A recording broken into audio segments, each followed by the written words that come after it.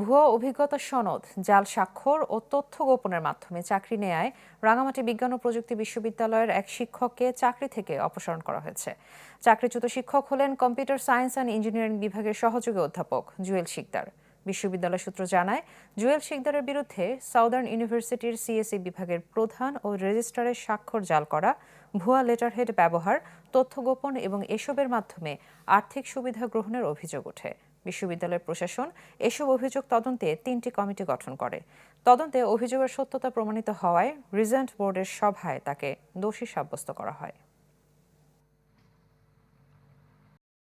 কাউকে চাকরিচ্যুত করতে হলে অনেকবার তদন্ত কমিটি করতে হয়। তো থার্ড তদন্ত কমিটির রিপোর্টের ভিত্তিতে এবং একজন লয়ারের পরামর্শ আমরা নিয়েছিলাম, সব মিলে সবাই সাজেস্ট করেছে যে এটা পুরোটাই জালিয়াতির উপরে চাকরি নিয়েছে এবং হি শুড বি ডিসমিসড। এই আর